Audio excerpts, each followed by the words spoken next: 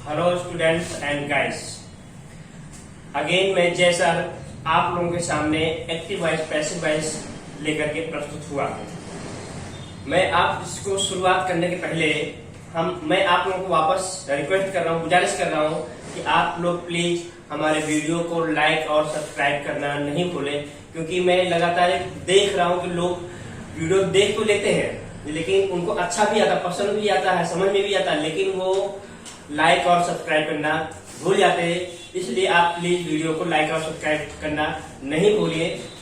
उसके बारे में एक और छोटी सी चीज कहना चाहता हूँ कि जो मोटिवेशनल लाइन है कि हम लोग अंग्रेजी आपको सिखाएंगे, मैं आपको अंग्रेजी सिखाऊंगा। जैसे कि एक लाइन है, हिंद के युवानों ए मेरे नौजवान सीखेंगे इंग्लिस्तान, सीखेंगे इंग्लिस्तान। इंग्लिस्तान मतलब अंग्रेजी। हमने पहले भी कहा था कि हमारे पास देसी ज्ञान तो है लेकिन विदेशी ज्ञान नहीं है, तो विदेशी ज्ञान मैं सिखा रहा हूँ आपको। और ये आज का जो टॉपिक है स्टूडेंट्स के लिए 9वीं 10वीं 12वीं सभी के बोर्ड के एग्जाम के लिए भी जरूरी है, जो अंग्रेजी बोलने के लिए सीखना चाहते हैं उनके लिए बहुत जरूरी है। तो आज के टॉपिक शुरुआत करते हैं हम आगे। Active voice passive voice. Active voice passive voice में जैसे मैंने पहले ही बता दिया था, समझा दिया था पहले वीडियो में, आज हम शुरू करते हैं कि अगर सब्जेक्ट एक्टिव वॉइस में जो कर्ता की जगह होता है वो कर्म की जगह चला जाता है, ये मैंने पहले बताया था। तो इसलिए हेडिंग है subject in active. Active voice में जो सब्जेक्ट होता है वो पैसिव वॉइस में सब्जेक्ट की जगह कैसे चेंज हो जाता है देखेंगे।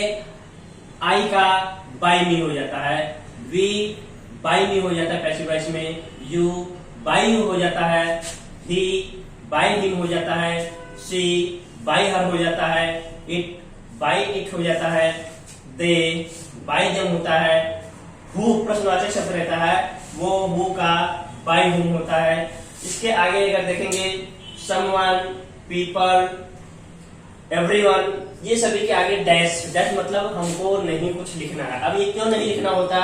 क्योंकि जब कर्ता सब्जेक्ट अनसर्टेन होता है, एक्टिव वॉइस में अनसर्टेन मतलब अनिश्चित होता है, काम करने वाला कौन है ये हमको पता नहीं होता है, तो ऐसी परिस्थिति में बाय नहीं लगाया जाता है। फिर भी अगर जैसे बाय पीपल लिख दिया तो गलत नहीं होता, बट ग्रामर के एक्टिव वॉइस के ग्रामर के रूल के हिसाब से नहीं लगाना चाहिए। ये टेबल है। हाँ, अगर हम आगे बात करें एक्टिव वॉइस पैसिव वॉइस में तो हम काल पे आते हैं, टेंस पे आते हैं। अब आगे का टेंस है, सबसे पहला टेंस है सिंपल प्रेजेंट टेंस, सामान्य वर्तमान काल।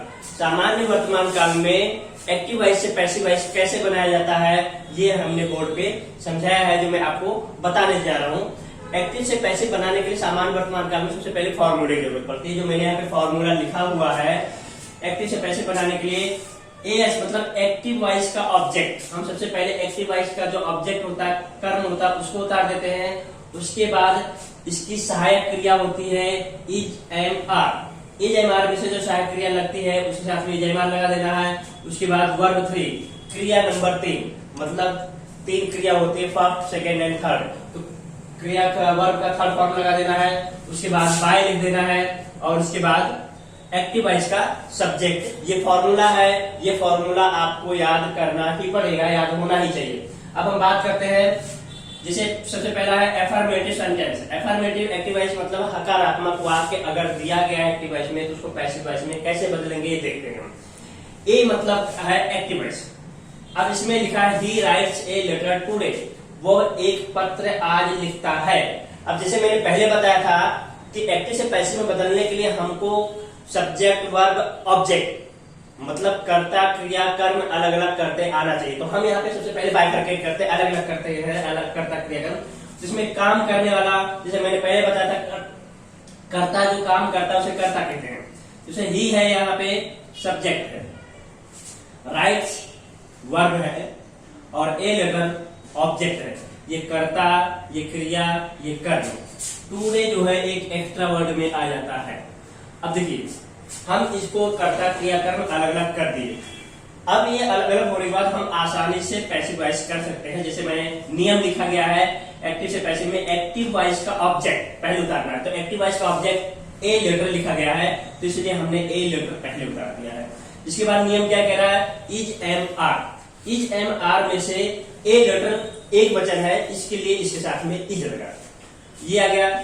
इसके बाद में नियम क्या कह रहा है के क्रिया नंबर 3, वर्ब नंबर 3, तो राइट के third form write, wrote, written, तो इसका थर्ड फॉर्म होता है रिटन। और उसके बाद नियम कह रहा है बाय लिख दे रहा है, तो हमने बाय लिख दिया। और उसके बाद हमने पहले के टेबल में लिखाया है ही का एक्टिव वॉइस का जो सब्जेक्ट है ये ही बाय हिम हो जाता है, ये बाय हिम हो गया, और एक्स्ट्रा वर्ड में कोई चेंज नहीं होता, इसलिए वैसे उतार देते हैं। इस तरह से मेरे ख्याल से ये क्लियर हो गया होगा अफर्मेटिव एक्टिव से पैसिव में कैसे बदलता है। अब हम आगे चलते हैं नेगेटिव। नेगेटिव मतलब नकारात्मक एक्टिव वॉइस दिया गया है तो उसको पैसिव में कैसे चेंज करेंगे। जैसे they do not play cricket, वो सभी क्रिकेट नहीं खेलते हैं। अब इसमें भी हम कर्ता क्रियाक्रम अलग अलग करेंगे।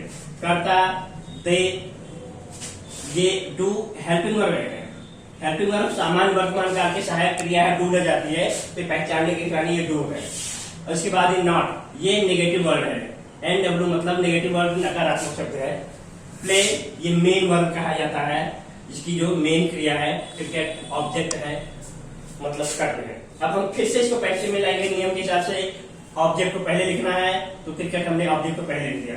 इसके बाद इजएमआर फिर नियम कह रहा है, तो ये इजएमआर कैसे क्लियर होगा। क्रिकेट सिंगुलर है, एक वचन है, इसलिए हमने ये जो सहायक क्रिया इसको हटा दिया और यहाँ पे ये लिख दिया। इसके ऊपर डिसाइड होता है क्रिकेट सिंगुलर नंबर एक वचन है।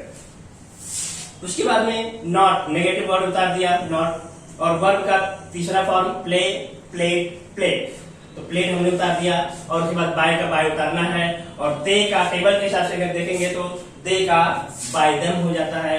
इस तरह से हमने नकारात्मक वाक्य एक्टिव वॉइस में अगर दिया है तो उसको पैसिव वॉइस में कैसे बदल सकते हैं ये बताता है। अब हम आगे बात करते हैं, ये लिखा है HIND मतलब हेल्पिंग वर्ब में अगर इंट्रोगेटिव प्रश्नार्थ दिया गया है तो उसको पैसिव में कैसे बदलेंगे। तो जैसे सामान्य वर्तमान काल की हेल्पिंग वर्ब होती है डू डज, यहाँ पे है तो बताया गया है, वाक्य लिखा गया does she Singh a song in the party. इसका मतलब होता है क्या वो पार्टी में गाना गाती है। तो हम प्रश्न को प्रश्न में ही रखेंगे, बदलेंगे नहीं, लेकिन प्रश्न में हेल्पिंग वर्ब जरूर बदल जाएगा। डज की जगह जो हमने यहाँ पे सहायक क्रिया लिखी है हेल्पिंग वर्ब इजएमआर वो आ जाएगा। अब वो कैसे आएगा ये देखिए। इसमें भी पहले हम कर्ता क्रियाक्रम अलग अलग करेंगे। जैसे डज है ये हेल्पिंग वर्ब होता है, सी है ये कर्ता है, सिंग है ये वर्ब है, ए सॉन्ग ऑब्जेक्ट है, इन द पार्टी ये एक्स्ट्रा वर्ड है। अब देखिए हम जो है इसमें कैसे करेंगे, प्रश्नार्थ का प्रश्नार्थ करेगा। डज की जगह पे हम खाली जो ये हेल्पिंग वर्ब डज दिया इसकी जगह पे हम helping verb is am are उतार दें। अब इज एम आर कैसे डिसाइड होगा, हमको ऑब्जेक्ट देखना है।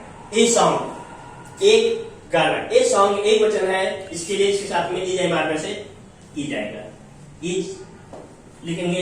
इसके बाद ऑब्जेक्ट उतारेंगे इज ए सॉन्ग, और उसके बाद वर्ब का थर्ड फॉर्म सिंग, सैंग, संग, तो इज ए सॉन्ग संग थर्ड फॉर्म हो गया, इज ए सॉन्ग संग। और उसके बाद नियम के हिसाब से बाय लिखेंगे, और सी का हमने टेबल में लिखाया है बाय हर हो जाता है, हर लिख दिया, और एक्स्ट्रा वर्ड हम उतार देते हैं इन द पार्टी, तो क्वेश्चन मार्क। इस तरह से हो गया is a song sung by her in the party. ये हेल्पिंग वर्ब वाला एक्टिव से पैसिव बदला हुआ है।